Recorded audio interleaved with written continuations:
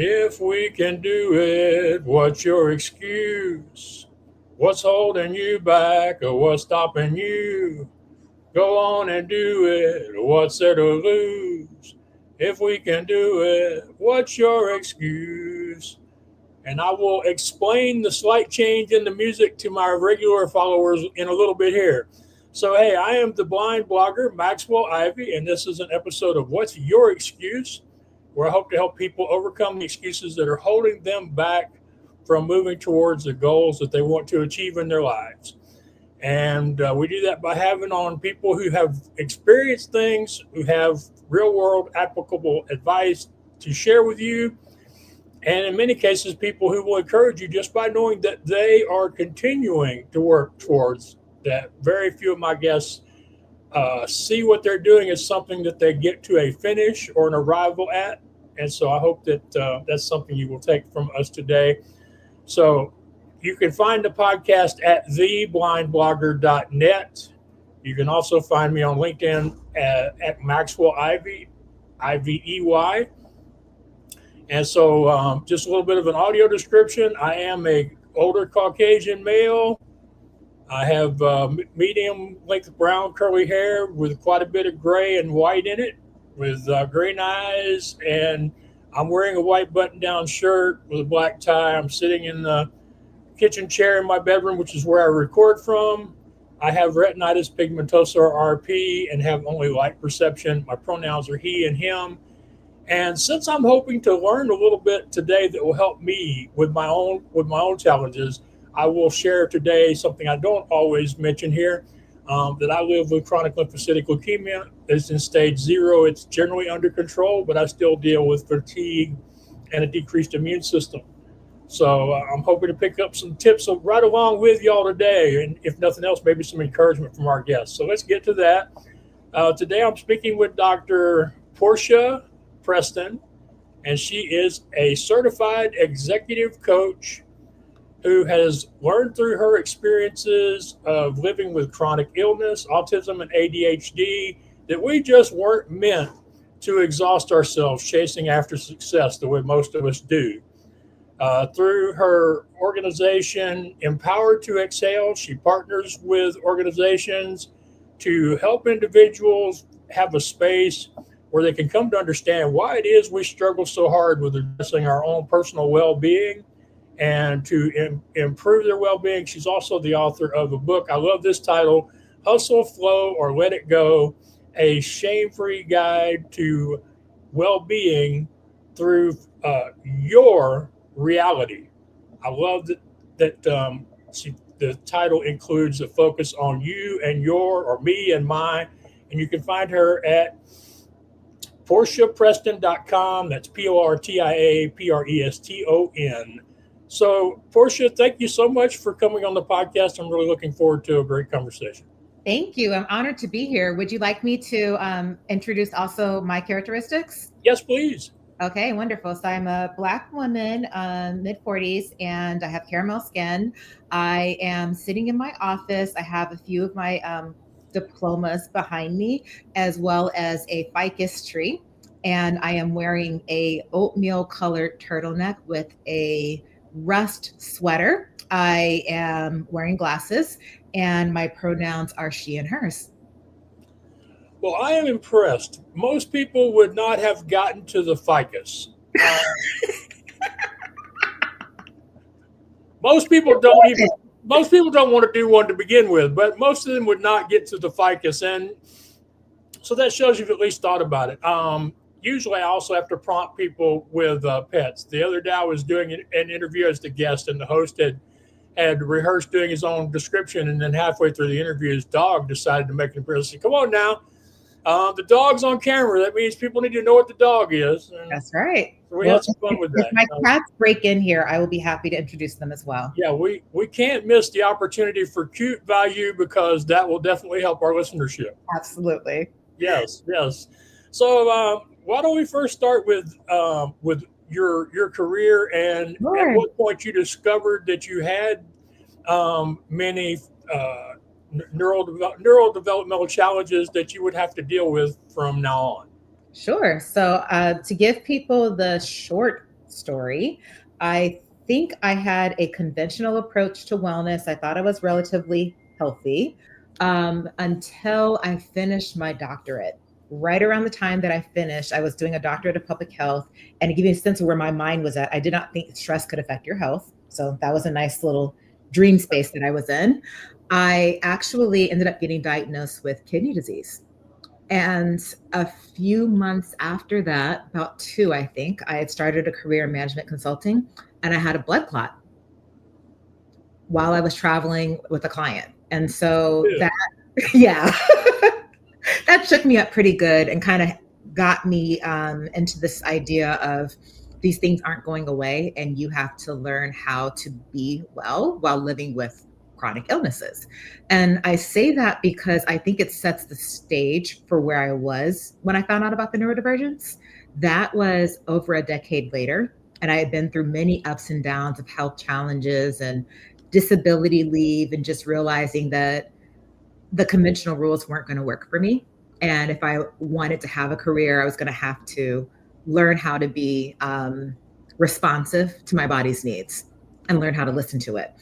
And the thing is, I knew about the ADHD first. I just started to learn more about the symptoms and said, yeah, that sounds like my life. Definitely sounds like the trajectory that we're on, time blindness and all of that. And as we started to treat that, I had gone through a difficult depression. And in getting treatment, I started to sense the signs of autism. I just knew something wasn't, I don't want to say right, something was different. And as I started to learn, I thought, oh, this sounds familiar, but I don't think it could be me, which is something we often do.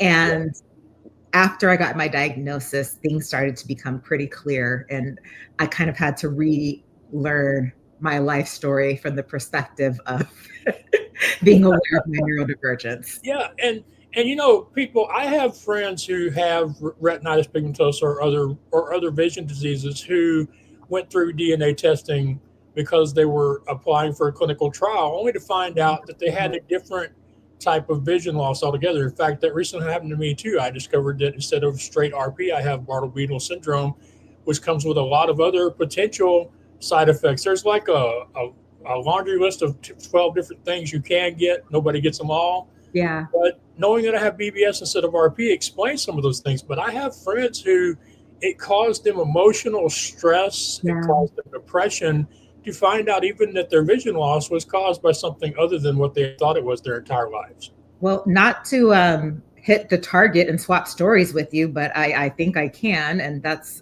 interesting to me. About a month ago, I went in for a vision appointment and I was picking out my glasses and I started to hear them whisper and say, hey, she's got to do this test over again. And after about 4 goes, they said, you need to go to the ER because there was pressure on my optic nerve. And I had no idea whatsoever. And I think this might be the first time I'm actually sharing this in detail. I ended up doing testing and being in the hospital for about 5 days. And so right now we're trying to figure out if it is pseudopapilledema or intracranial hypertension. Ew. And I yeah. was I was sitting there thinking it was just simple glaucoma, which and let's take a minute to tell people, look, there are reasons why you should get a physical once a year. You should see your dentist twice a year. You should see your eye doctor once a year. The reasons for these things is they will do tests to Yes. make sure you're healthy and make sure there aren't things under the surface that you won't notice that can cause severe challenges for your physical, mental, or emotional well-being. Thank you so much for saying that. That's exactly it. And it was a test that I had avoided over the years because it was an extra charge. And I think that day they just kind of said, hey, sign here. And we did it. And I'm grateful to them because 2 years earlier it had been clear. And so, we've done the MRIs and we did a spinal tap and, I have an ophthalmologist and we're going through testing now. But the past month has been getting the clear of not having a massive tumor, which is great. And just immediate perspective shifter, starting to treat without not knowing for sure what it is, and then going through really severe side effects. And some days I feel like I'm not really sitting with the big point here, which is to protect my vision, because you just get so crowded by everything that you're navigating. Yes, yeah, and I think one thing that you have to give yourself credit for, and you should be kind to yourself about this, is most people would not be enough in tune with their bodies to even really know when a lot of these things were happening in the periods before they were diagnosed. No, it's true. I actually thought my nausea was from the state of the world. I really didn't know it was a symptom. So that's something that we've all had time to laugh about. It's true.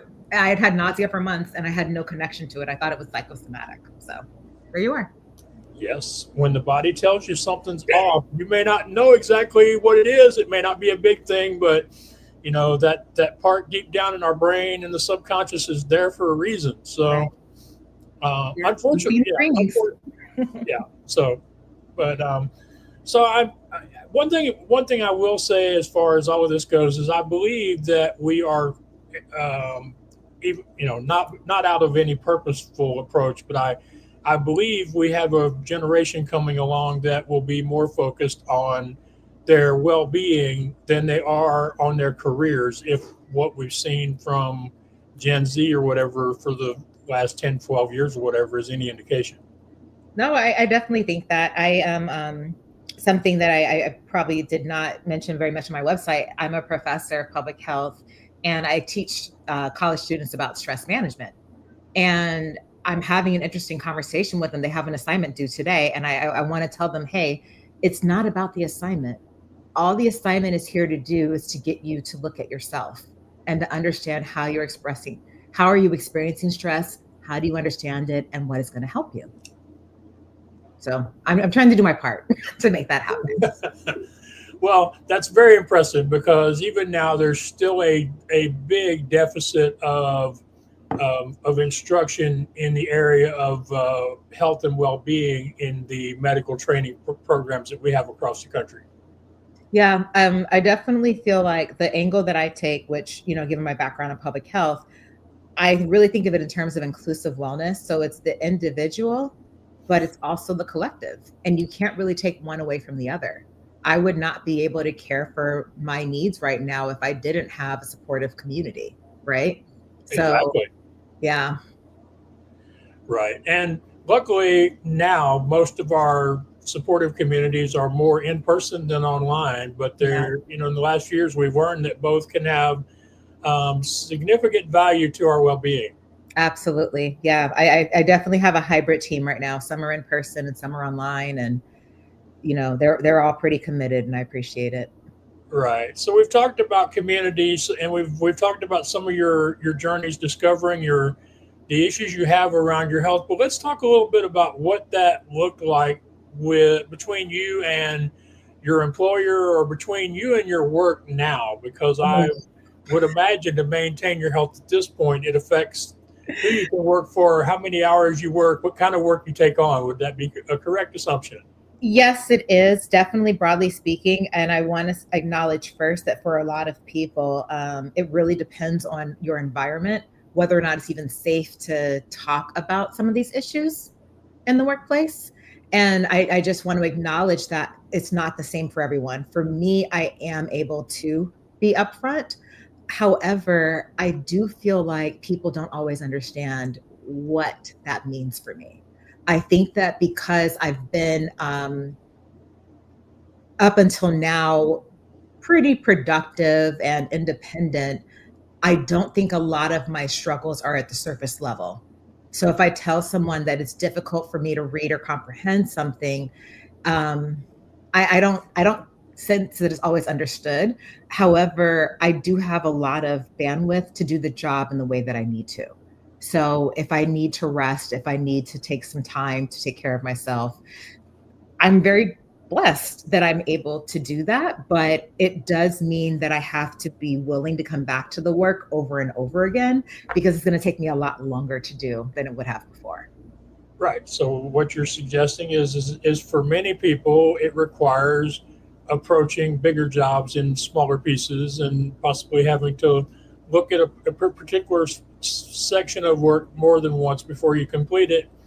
But if you can balance the extra rest along with a high level of quality work, then for the most part, we hope that the employers will still value that enough to keep you around.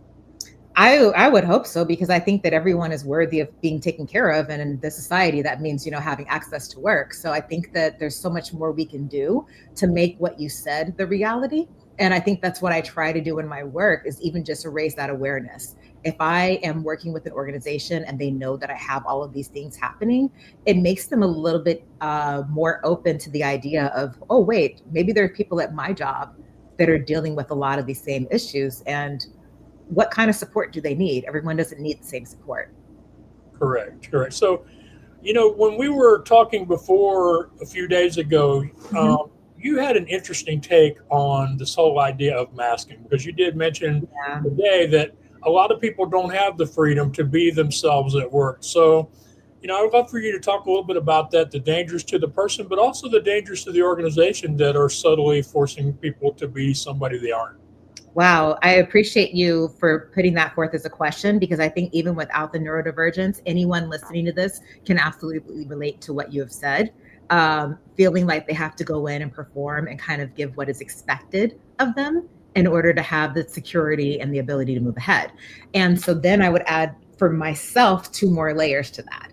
There's what I would call the intersections of me being Black, female, and then neurodivergent. So there are certain ways that I was socialized growing up to come across professionally in order to be accepted.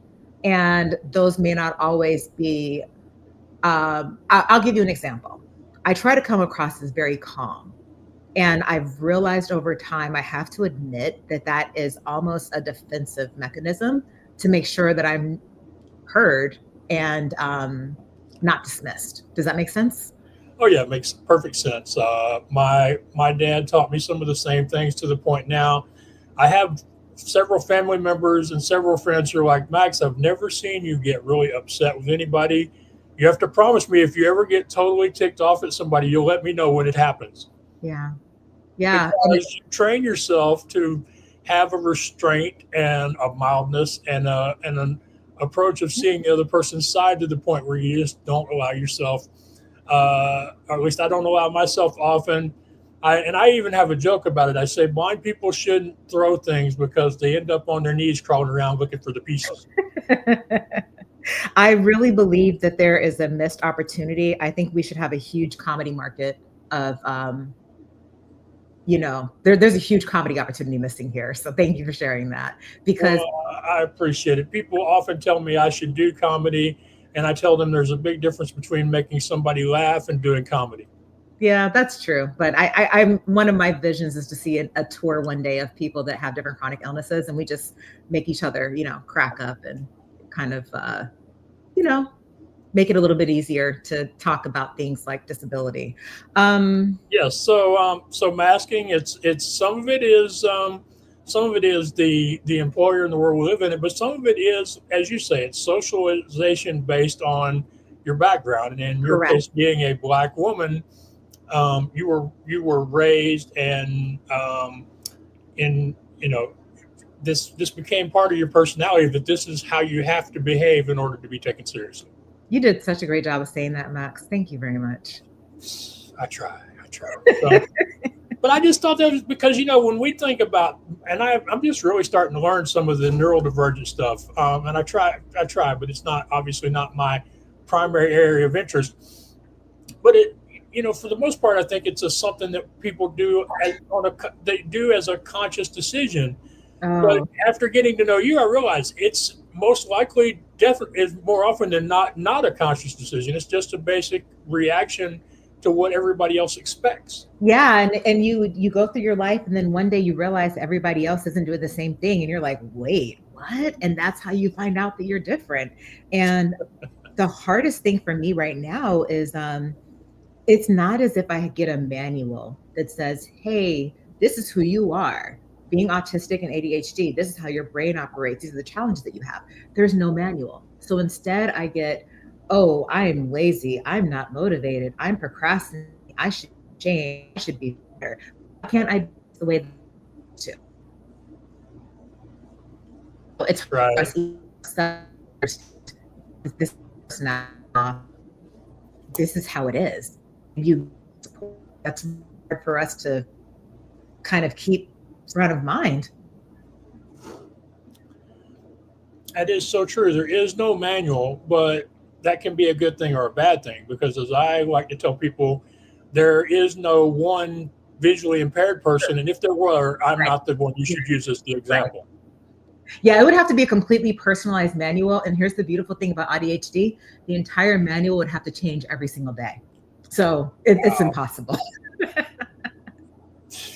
You just really put me on my back foot. I had no idea that that was the way ADHD affected people. So, and I Well, feel like I said, autism, think about it this way. Autism and okay. ADHD are as if, for better lack of better reference, as if autism and ADHD had a baby together. And so you would say, oh, she has your eyes and she has your smile. And my God, where did that nose come from? There's the ADHD. So it's really, I need structure, but I rebel against structure. You know, if someone tells me, hey, you've got to eat every couple hours, you've got to set a timer, I'm now upset that you told me I need to set a timer because that's exactly what I need to do. And I don't want to do it. Oh, now you have me wondering because there are lots of times when I know I should be creating a system to make something easier for myself, but then it's like I don't want to do that. Yeah. So, Yeah. Well, we call it demand avoidance. And I would, oh, is that what I've been doing my entire life when it comes to chores? And, it actually makes us feel the difference is our resistance. It feels more like we really operate in terms of danger and safety for our nervous system.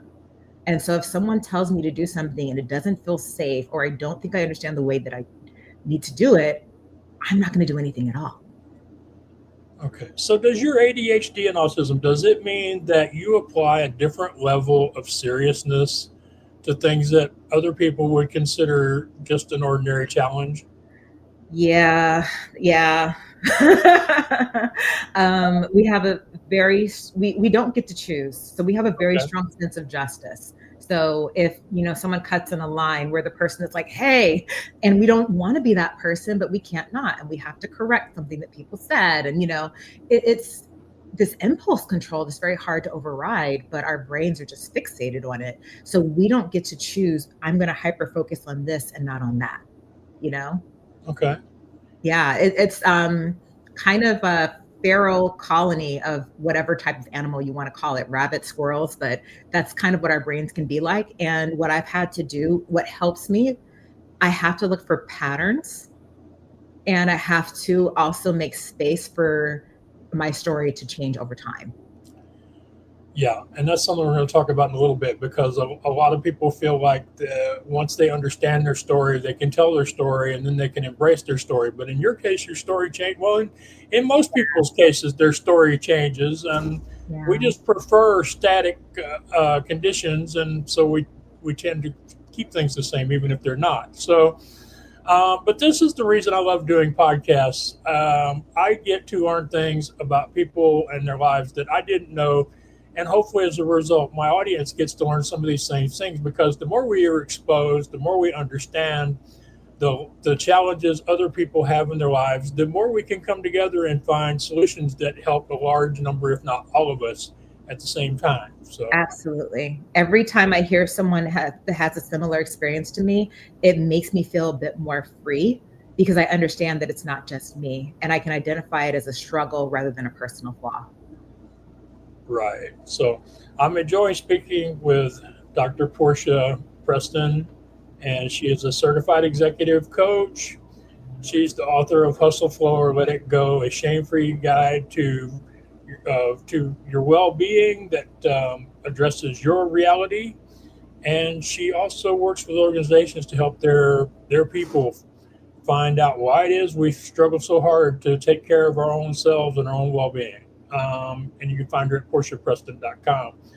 So let's let's at least try to share a couple things beyond community that have worked for you, and then who knows, maybe we'll help somebody that's listening to us today.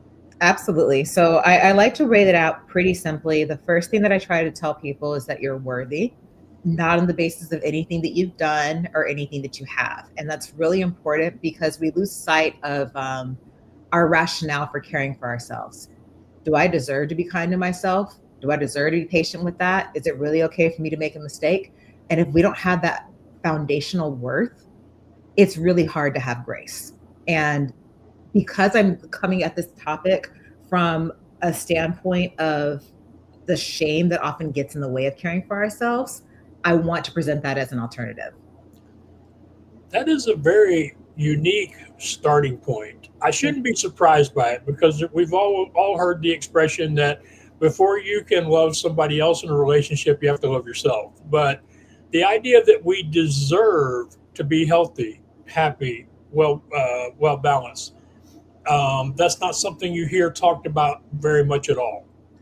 Yes, and I want to make a distinction here. The way that I think about wellness, I am someone who has experienced a lot of loss. I've had several individuals that I've walked through the journey, of them going through the final stages of cancer.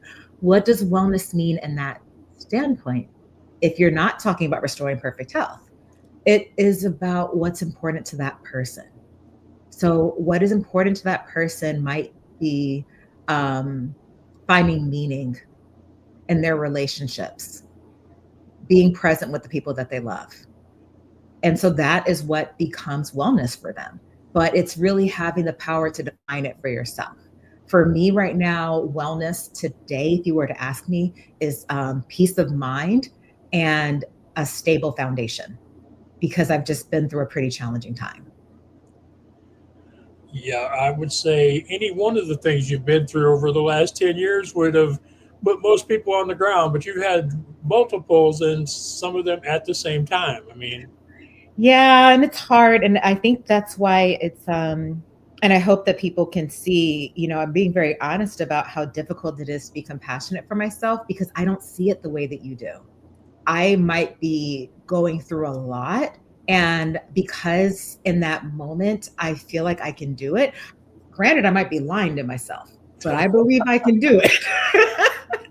Now, if I mess it up, it's like, oh, this is all your fault. You did this wrong. And the problem with that is that I'm not looking at the context. I'm not looking at the systems and the environment and what resources I have access to. Those are all the things that I'm missing because it's so efficient for our brain to just go straight to boom, it's your fault. I've solved the problem. yeah, I got to laugh because you said, you might be lying to yourself because we all will lie to ourselves in certain circumstances. And also many of us will say yes to things that we should say no to because we either feel like we should be able to or we feel the pressure of saying no. And we may not be aware. That's the real truth of it, right? I'm not aware of my capacity. I think I'm still processing this idea that my energy fluctuates throughout the day. So I can't have a standard calendar the way that other people do. If it's time for me to write and I don't feel safe doing that, I'm going to stand here and do absolutely nothing, even though it's on the schedule. Wow, I love that because I live with some of that myself where I'm like, I really should be doing X right this minute, but I don't feel like it. Mhm. Yeah. Yeah. And it's like I'm trying to start to understand after a really difficult week, how do I help myself to realize you don't have to go straight to that thing, but I want you to think about why you might what might you get out of doing that and what would be a safe transition for you to take the first step forward into doing that. Right. So one thing that trips me up sometimes, especially with writing, since you mentioned it, is most of the time once I have this topic in my head, I can just sit down and write, and I will be somebody will try to get my attention, and it'll be an hour or two later, and I've done nothing but write. And then other times it's like you sit down to write, and you're like, I'm just not feeling this topic at all, or the words aren't coming, and then you have to have a habit. I would imagine of being kind to yourself in those situations. Oh, I wish that that's what I did, but I think I'll be honest with you. That's what I did too, girl. Uh, I think I'll be honest with you and say if you give me ABC, A, did I open 20 tabs? B, did I just sit there and ruminate in my head? And C, did I forget that I had to do the task at all? Right. I have this great mantra from my oncologist, and I try to remember it and I try to use it, but some days it just doesn't work for me. And I try not to use bad language on my show because I don't want to get in trouble with Apple. But he's like, Mr. Ivy, when you feel like working, work your ass off. When you don't feel like when you don't feel like working, rest, sleep, or do something fun. And I try to keep that with me when I have those moments where I'm like, I know I should be doing this, but I Yeah. don't want to.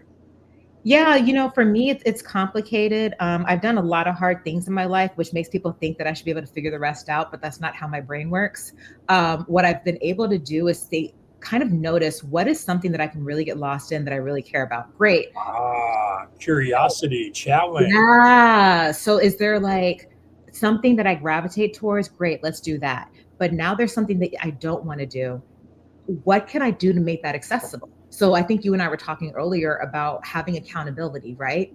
So Yes. you know how people say, oh, get up in the morning, do your most important task. That's terrifying to me, right? Put me with someone that I feel safe with, and then let's talk about something that is so small that it would be almost impossible to fail. And that's how I should actually start. I need the softest entry point possible.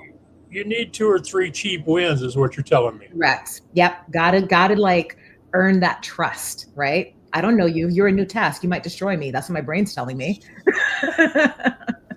Yes, our brains lie to us a lot, and sometimes they do it with rapidity. Yeah. And just so people know, I was actually sharing that for me, having the guilt of not showing up for an appointment is often very highly motivating me. And my favorite example of it is physical therapy. I am very unlikely to do exercises at my house, even if I put it on my calendar and Correct. say that I'm going to do it. But Yes. if I have an appointment scheduled with a instructor or a therapist where I'm supposed to be there at 11 a.m. and work until 12 noon, I'm going to be there, even though it may take me 2 hours round trip in medical transit. I'm going to be so sometimes guilt works for me, and but sometimes it doesn't. Right. Every once in a while, I'll get an email from an editor at somewhere that I write for, and they'll go, Max, it's the end of the month. Where's your article? I'm like, because I knew it was supposed to be done by then, but it ain't done by then. Yeah. Yeah. It's very hard for me. And I mean, that I relate to that personally because I have exactly that scenario right now. And I'm like, okay, you tell yourself that that's enough time because it's farther in the future, but you are going through a lot right now. And Uh-huh. you have to orchestrate like I said, what is a safe way for you to make a tiny bit of progress in this area? So, for example, I do have something I need to write later today, and I'm thinking I need to sit somewhere and I need to dictate the thoughts that I've had and I need to write them out. And that's what's going to help me because if I just sit at the computer, I'm just going to distract myself, and I already know that. I have the same problem with making my notes from podcast interviews and putting the audio up on my blog. I'm really trying to push myself to do it like as soon as I finish recording instead of going, I'll do that later. Well, you know you Right. ain't gonna do it later. No. Do it later is like, I thought it was sincere at first, but now I'm like, I think it's almost like this waste bin that I can't access later. I have no idea what it I was. love that image. I mean, it's like you threw something in the trash you didn't really want to throw away, but now you can't get it. It's Mhm, stuck in there. mhm. I like that image right there. I really want to come back to the idea of finding something fun, finding curiosity in things. One of my favorite quotes is from Elizabeth Gilbert, who is famous for the Eat, Pray, Love book and movie, but she was a prolific working writer long before that book came out. And she wrote a book called Big Magic, which she wrote strictly for creators because she wanted Mhm. to help people who are trying to make a living as a creative entrepreneur of any kind. And in there, she said that curiosity will carry you through when passion abandons you. Mhm. Wow. And there was that was one of the two things in the book that stuck with me. The other one was is when you have ideas, you have to grab onto them really tight, or they'll run away like breezes on the wind. Oh my. Well, that's a little more complicated for me. I have an unsustainable amount of ideas. Oh, I find that that's a condition of most creative people, though. And I've told people this, and they laugh at me when I say it.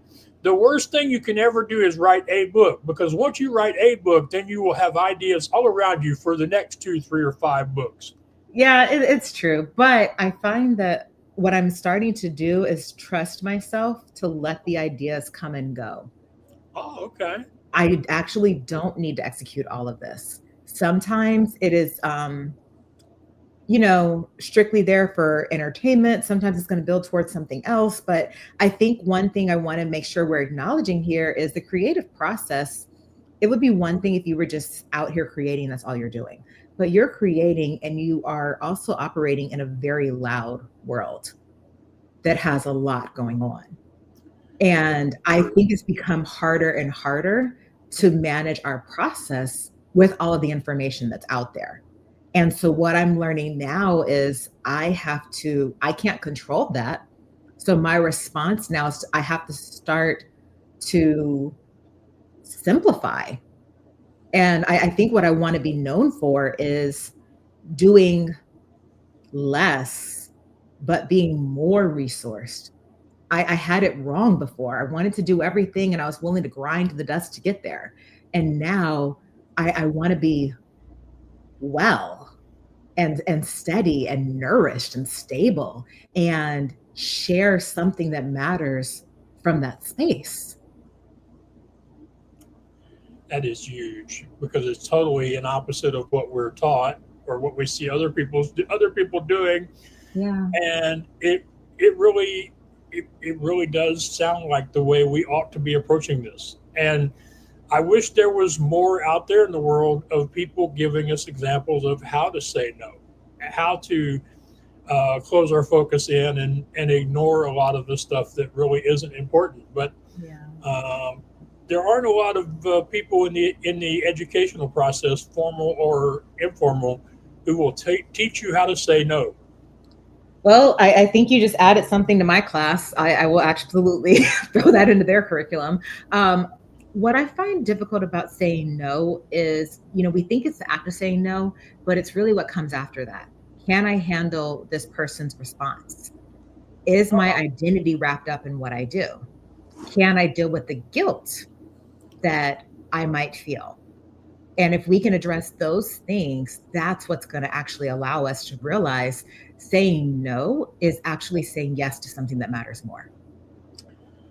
Yeah, I've heard that. We don't have enough voices saying it. Well, look, my book, okay? Hustle Forward, Let It Go. Let It Go is your permission to say no. Right. Talk a little bit more about the book. Sure. And is there going to be another book? So I want to say one thing first. I tell people I think the best book there is You Living Your Life. I think that is the most beautiful book, and everybody has one. Okay. So, and the reason I say that is because I put way too much value and worth into putting a book together, and it really did some damage, I think, to my process of allowing myself to actually enjoy it. So I want to say that book, that offering there is a piece of my journey. And yes, I do have a thought for a second book. Um, and I'm giving myself space because I am now looking at what are people doing that is similar to it and what am I doing that is different. And I'm starting to close in on that, but I need time. I need to breathe, get through this current launch. And like I told you before, right? I need to do that from a nourished space. So it's not here yet, but I'm still just really relishing and being present with people. So you said to tell you more about the book. What people will find is it really starts off with me being honest about my own journey. I have a letter to the reader, and I talk about the messiness in my own life because I don't want to come across as somebody who's figured it out.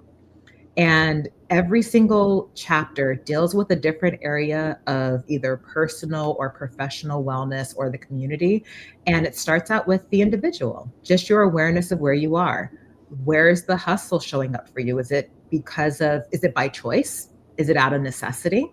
Is it something that's being imposed on you? What does flow look like? And meaning, what are sustainable practices that nurture you but reflect what matters to you, your identity, your lived experiences? And also, what are the areas in which you frankly need to let it go? And I mixed my story in there because I want people to know how hard it really is in practice. This is not a book that just gives you a lot of tools. It's actually written in the form of mini retreats that frankly probably take maybe 15 minutes to read. They're about 3 to 5 pages. And I wanted it to make it very easy for people to just drop in and choose their own adventure. So you want to look at your emotional wellness? Great. You want to think about why is it so hard for me to get things done? Let's talk about that. Anything in your life that you have to face uncertainty or challenge around, I wanted this book to be something reassuring that you could pick up to help you find your own answers through that. What does wellness mean for me? What support do I need? How am I showing up in the world?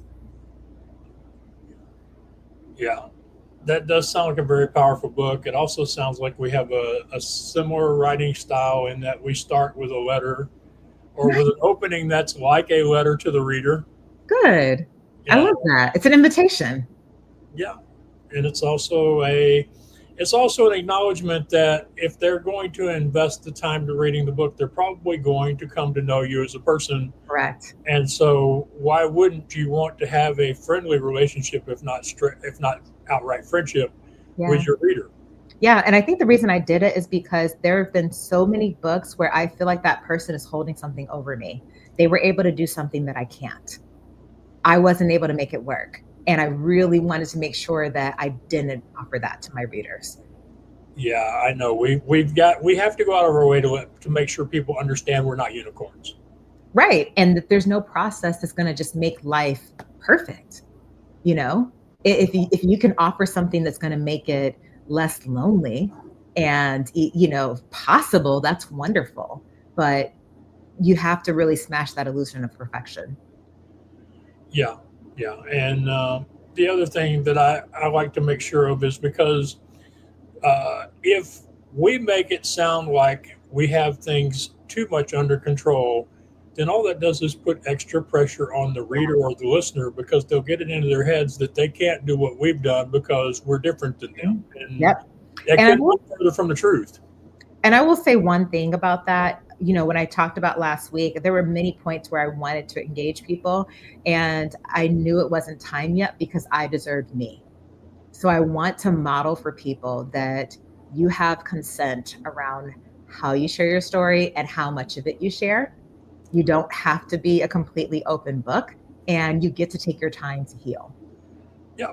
And in fact, I have I've coached people on doing interviews and sharing their stories, and I always talk to them about how the first few times they do it, they have a right to be more circumspect and to be less open about how they tell it. And over time, they will figure out what is most comfortable to them, and that I don't expect them to be Max Ivy to the point that my favorite criticism of me as an online personality is Max, I know your brand is authenticity, but could you be less authentic? I don't expect them to be Max Ivy, but they will get to their own understanding through experience as to what they're comfortable sharing and not, Mhm. and in what ways, and Yeah. that's totally okay. Yeah, I think we all have unique ways of showing up in the world. Case in point, I bought a book while I was writing my book that talked about how other people did their process, their authors.